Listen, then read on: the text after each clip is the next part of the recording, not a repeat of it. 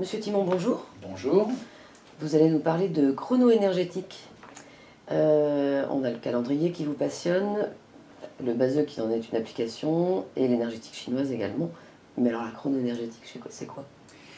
La chrono-énergétique est en effet une des disciplines de l'énergétique chinoise. Les Chinois ont en effet inventé un certain nombre de sciences. Le calendrier est une observation très minutieuse. Je vais dire juste un mot sur le calendrier, malgré qu'il soit très complexe, puisqu'on sait qu'il est lunaire, solaire, stellaire, géomantique et biorhythmique. C'est-à-dire qu'ils ont observé qu'il y avait des rythmes très réguliers sur la base 10, sur la base 12, tant et si bien qu'ils en sont arrivés à mettre en place un calendrier à base 60. Donc on est dans une mathématique qui est basée sur de l'astronomie, puisque pour définir l'année complète, eh bien, c'est le retour du Soleil à sa position initiale. En effet, pour définir un calendrier, il faut une date initiale et une durée. Donc on a une date initiale, une durée. Puis ensuite, de cette année qu'on coupe en 12 parties, ça fait des mois.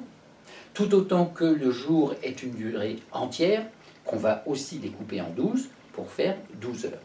Et voilà la mathématique des 60 qui est mise en place. 60 années, 60 mois, 60 jours et 60 heures. Une date initiale, et à partir de là, l'observation du corps et du comportement du corps humain sur ces rythmes, qui sont des rythmes biologiques, cosmiques, universels. Et à partir du moment où tout est mis en place, les observations conduisent les Chinois à décrire.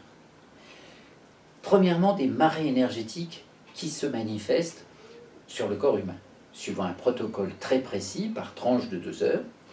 Donc, en effet, poumon, gros intestin, estomac, rate, cœur, intestin grêle, vessie, rein, constricteur, 3 foyers, vésicule biliaire, foie, définissent ce premier cycle de marée énergétique. Mais les Chinois, plus précisément, vont les chercher sur chacun des méridiens des points.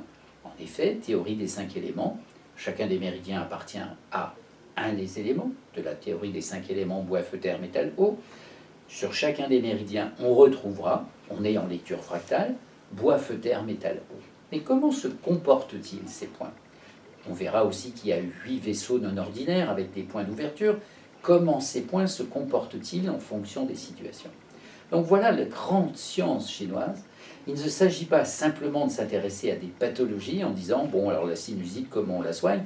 Non, chacun a un déséquilibre, chacun a une organisation personnelle, prénatale, postnatale, que le baseux peut nous renseigner, dont le baseux nous donne des renseignements précis, je veux dire. Et puis, il y a le comportement de ces points. C'est-à-dire, quelle situation a permis ou a conduit à un déséquilibre et comment peut-on en effet intervenir? Et voilà qu'ils mettent en place une science qui s'appelle la chrono-énergétique. C'est-à-dire, certaines méthodes, Lingui Bafa, Zhu Liuchu, etc., Feteng Bafa, ils définissent des théories en disant, eh bien, à tel moment, pour une tranche de 2 heures, voilà des points qui sont ouverts et que nous pouvons donc utiliser dans une pratique d'énergétique chinoise, par une stimulation, par un massage, par une projection d'énergie. Nous pouvons de ce fait utiliser ces points dans le but d'harmoniser le schéma énergétique, tous ces circuits et toute cette énergie qui circule dans l'ensemble du corps, et en effet, nous obtenons des résultats tout à fait intéressants. Voilà l'usage de la chrono-énergétique. Lors de la visite, le patient a donc des points dits ouverts. Ils sont ouverts pour tous, mais voilà le patient, pour lui, les siens sont là, et nous pouvons intervenir. Autre application, et si toutefois un traumatisme se passe dans notre vie, que se passe-t-il? Et voilà l'autre application, l'extension de cette première spécialisation d'énergétique chinoise qu'on appelle la chrono-énergétique, qu'on apprend dans des cours très très précis, que le cadre du Cercle Sinologique de l'Ouest en enseigne, bien évidemment. La seconde application, c'est à lecture spatio-temporelle. Un traumatisme, à un moment précis, voilà la précision qu'il faut donner. Tout traumatisme se situe donc dans un espace-temps précis.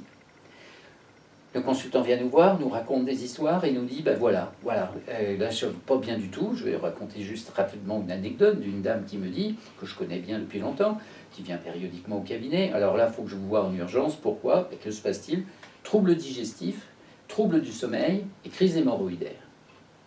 Un praticien d'énergétique chinoise s'interroge et je lui pose une question. Depuis quand? Elle me dit jeudi matin. La question que je lui pose première, qu'avez-vous fait mercredi? Elle recherche rapidement, elle me dit mercredi après-midi, 16h, j'ai été voir une vieille dame, comme ma mère en fin de vie. Je passais 1 heure avec elle, on a bavardé un instant. Je suis rentré chez moi, bon, je sais pas, je me suis couché de bonne heure, je n'étais pas très en forme. Et puis le matin, au réveil, voilà ce qui s'est passé, et entre autres, j'ai mal dormi.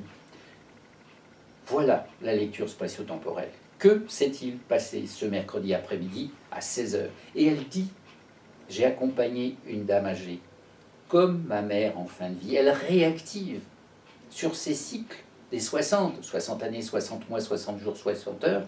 Elle réactive une composition, une combinatoire énergétique des points ouverts qui, à ce moment-là, en quelque sorte, ont été fermés.